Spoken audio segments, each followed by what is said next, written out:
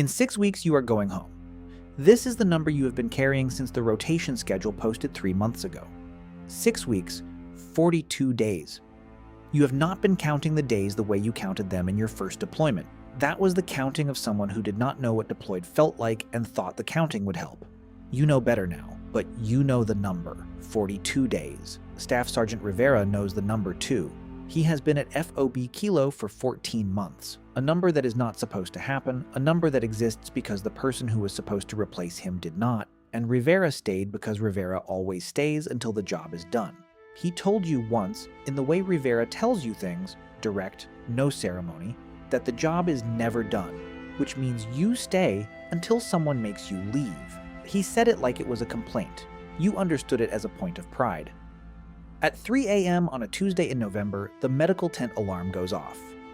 You are in the radio room. You will stay in the radio room for 11 minutes. Then, you will have to cross 40 meters of open ground in the dark. FOB Kilo. Forward operating base near the Afghan border, 67 personnel. Not a large installation, not the kind of FOB that has a chow hall and a gym and a morale tent with a satellite TV. FOB Kilo is the kind of installation that exists because something needs to be here, and the something is you and 66 other people doing a job that requires being in this specific location. You have been here 8 months. In 8 months, you have learned the layout of this base the way you learn anything in the military. By repetition, until it is in your body rather than your mind. Radio room, northeast corner, armory, 40 meters southwest across open ground. Medical tent, west perimeter, barracks, center, command, adjacent to radio. The distances are not large. In daylight, with no threat, you can walk the entire perimeter of FOB Kilo in 4 minutes. 40 meters is not far. 40 meters with 3 infected Marines between you and the armory is a different number. The civilian arrived 2 days ago. Adult male, approximate age 40, found at the wire by the 0600 patrol showing signs of distress, dehydrated, disoriented, a wound on his left arm that the patrol medic cleaned and dressed at the wire before bringing him inside. Standard intake protocol. Rivera authorized it. You were not consulted because you are a corporal and Rivera is a staff sergeant, and authorization decisions above your pay grade are not your business unless Rivera makes them your business. Rivera made it your business 2 days later at 3 a.m. when the medical tent alarm went off. You hear the alarm from the radio room. 3 a.m. watch is quiet work, 90% waiting and 10% documentation. You have been on radio 3 hours, monitoring the standard frequencies, logging transmission times, the specific routine of night watch that is 90% waiting and 10% documentation. The alarm is not part of the routine. Medical tent alarms at 3 a.m. mean one of 3 things: equipment malfunction, medical emergency, or security breach. You reach for the base intercom before the first alarm cycle completes. Rivera's voice comes back in 4 seconds. He says, "Torres, stay on radio. Do not leave that room." You say, "What's happening?" He says, "The civilian. Medical tent. I'm going there now. Stay on radio and keep trying command." Command has been intermittent since 9 p.m. There is weather between FOB Kilo and the nearest relay station. The kind of communications degradation that happens in this terrain and that everyone at the FOB has learned to work around. You have been trying command for 3 hours. Command has not responded. You keep trying. Rivera calls back 6 minutes later. His voice is different, not different in a way you can describe to someone who has not spent 8 months listening to this specific voice. Rivera's voice under normal stress sounds like a man carrying weight and moving anyway. What you are hearing now sounds like a man who has just recalculated everything he thought was true about the next 4 hours. He says, "Torres." The civilian turned. 2 of the medical staff are infected. I need you to get eyes on the armory. You say, "Staff Sergeant." Turned? He says, "You've seen the news feeds. You know what I mean by turned." Eyes on the armory, Torres. Tell me what you see. You go to the radio room window. The FOB exterior lights are on emergency power. Amber, lower lumen than operational. You can see the open ground between radio and armory. You can see 3 shapes in the open ground that are not standing the way Marines stand. You say 3. Between here and armory? Moving wrong. Rivera says, copy. A pause. He says, Torres. Private Kim is in the armory. She barricaded herself in when it started. She's got weapons. She's got comms to me. She doesn't have the evac codes. You have the evac codes in your radio kit. You already know what he's going to say next. You have known Rivera for 3 years.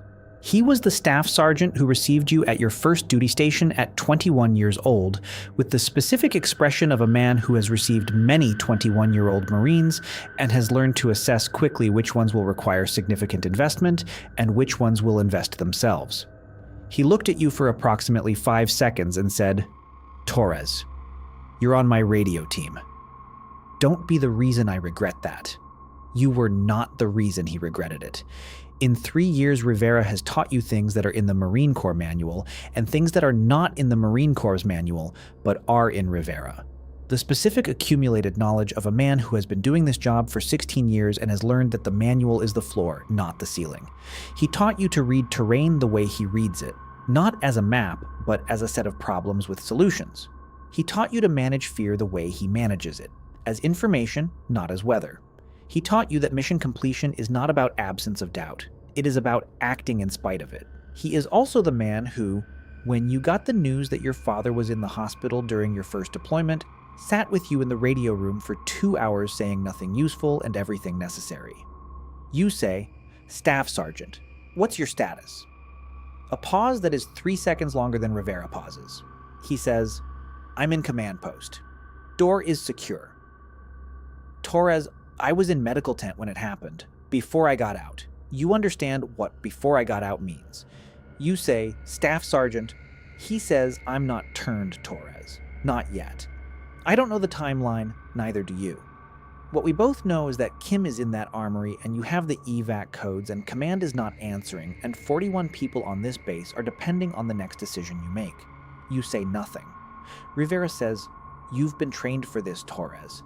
Not this specifically, but this. You know the ground between radio and armory. You know the spacing. You know how to move in low light. I'm going to be on comms the whole way across. You say, and if you turn while I'm crossing, he says, then you complete the mission without me. Same as any other day. You have your sidearm. Standard issue M18 service pistol, 15 rounds in the magazine, 1 in the chamber. Your primary, the M27 that Rivera signed out to you in your first week at FOB Kilo, is in the armory.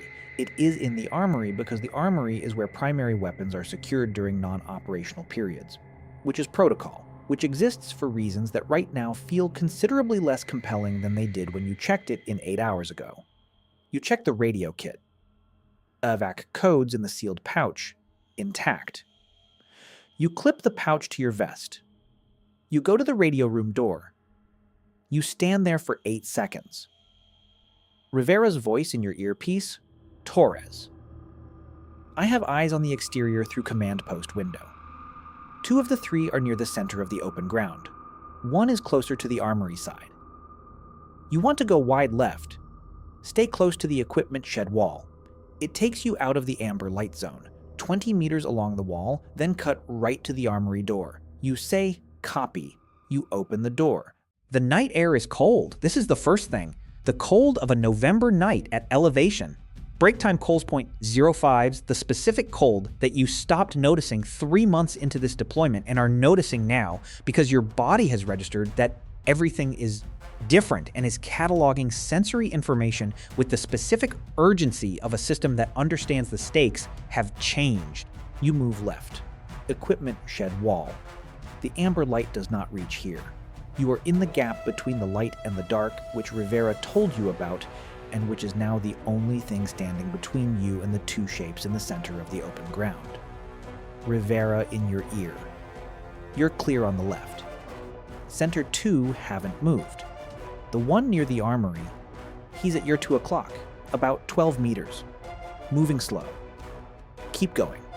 You keep going, 15 meters along the wall. 20 meters. Rivera says, Torres, stop. The armory side one, he's turning your direction. He may have sound. Stop moving. You stop. 12 seconds. Rivera says, he's lost it. Moving away. Go now. Cut right. Armory door is 20 meters. Move fast. You cut right. 12 meters. 10. The first one comes from the left. Not one of the center two. A fourth. One you did not know was there, one Rivera could not see from the command post window, one that was behind the vehicle rack on the south side, and is now directly in your path at 8 meters and closing faster than you have ever seen a person move. You fire once. Miss. The sound brings the center two. What happens in the next 11 seconds is the most physically dangerous 11 seconds of your life. The fourth infected, the one from the vehicle rack, reaches you before you can fire again. It is wearing standard marine utilities. It was someone you know. You do not register who at the speed things are moving. You register weight and momentum and the specific wrongness of a person-sized thing moving at you with no self-preservation instinct and no hesitation and no capacity to be bluffed or warned off. You go down. Ground is hard-packed Afghan dirt. You hit it on your left side, and the impact knocks the air out of you in a way that your body files immediately under deal with this later. Because right now, there are more urgent inputs. The infected is on you. You have your left forearm across its chest and your right hand with the M18 trying to create the geometry for a shot that does not put the round through your own body first. Rivera in your ear. He is calm. This is the thing you will remember. That Rivera's voice in the 11 seconds you are on the ground in the dark at FOB Kilo is the same voice he uses when he is explaining terrain. Calm, specific, present. He says, Torres. Left arm push, rotate right, create space. Do it. You push left arm, rotate right. 6 inches of space. He says, that's enough. Fire. You fire. The weight lifts. You are on your feet in 2 seconds because Rivera taught you that 2 seconds is the maximum you are allowed to take between going down and getting up, and that this rule has no exceptions. The center two are 8 meters away. The armory door is 6 meters behind you. Rivera says, go. You go. The armory door. Kim opens it from the inside before you reach it. She has been watching through the door viewport. And you are through it, and she has it shut and locked in 4 seconds, and you are standing in the armory with your back against the door and your hands shaking. Your hands are shaking. This is the first time in 3 years of service that you have noticed your hands shaking. Kim is 19 years old. First deployment. She is looking at you with the expression of someone who has been alone in this room for 30 minutes, not knowing if anyone was coming, and is now recalibrating around the fact that someone came. She says, Corporal, you made it. You say, yeah. You key your radio. You say, Staff Sergeant, I'm in the armory. Kim is secure. I have the evac codes. Rivera says, copy, Torres. Good work. A pause. He says, Torres, complete the mission. You say, Staff Sergeant, the radio is silent. Complete the mission. Rivera has said this to you more times than you can count over 3 years. At the end of briefings, when equipment failed, when the situation changed faster than the plan accounted for, when you were 21 years old and scared in a way you had not known you were capable of being scared, and Rivera was the only person in the room who had been in that specific kind of scared before and had come out the other side. Complete the mission.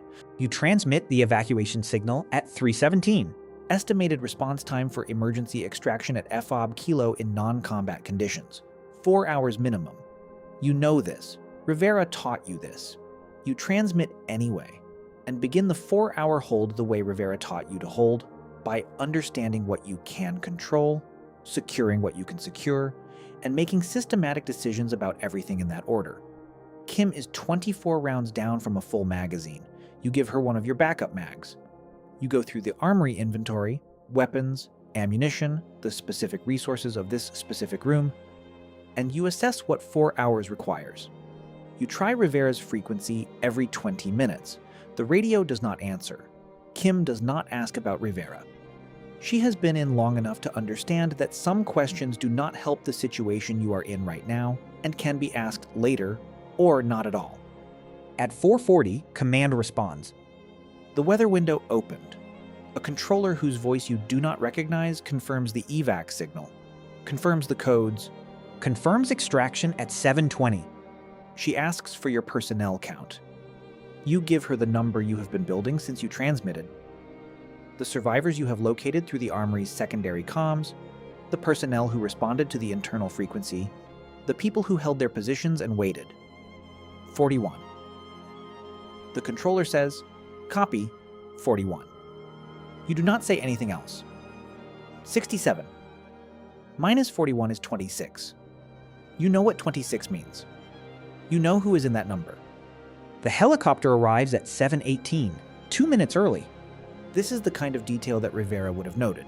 He tracked extraction times the way he tracked everything against the standard, with the specific satisfaction of someone who believed that precision was itself a form of respect for the people waiting. You are the last one aboard, not because protocol requires it, because Rivera was always the last one and you have learned from Rivera, and this is what you have learned. 41 people. Kim is 3 seats forward. She has not said much since the armory.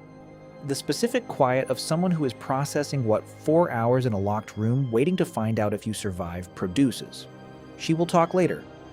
You know this about 19-year-olds on their first deployment. They go quiet first and then they talk, and then they are different from who they were before, and that is how it works. You sit by the window. The helicopter rises.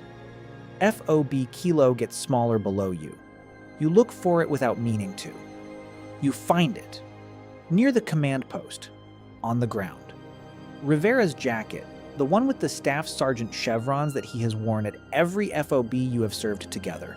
The one that is slightly too big across the shoulders because Rivera bought it when he was heavier and never replaced it because Rivera does not replace things that still function. That jacket is on the ground near the command post door. You look at it until it is too small to see. Then you look away. In 6 weeks, you were going home. This is still true. What is also true is that Rivera was supposed to be on a different rotation entirely and stayed because the person who was supposed to replace him did not, and Rivera stayed because Rivera always stays until the job is done. The job is not done. Rivera is not here. You carry the evac codes in your vest pocket, which is where Rivera told you to carry things that matter. Close, accessible, not somewhere you have to think about. You carry the rest of it somewhere else. The helicopter carries 41 people north. Below, FOB Kilo is a small rectangle in the brown Afghan landscape. Then, it is not visible at all. Complete the mission. If you made it to the end of this, thank you for staying with me. Rivera taught Torres everything. How to read terrain, how to manage fear, how to act in spite of doubt. He taught him one more thing. Complete the mission. Torres completed it. Rivera didn't make it home. If this story stayed with you, there are more like it on this channel. A sheriff protecting a town of 2,400. A conductor on a bullet train with 323 passengers. A warden with 1,200 inmates and one impossible choice. Every one of them had a Rivera. Someone who taught them what to do when everything goes wrong. Subscribe. More stories coming. Still breathing.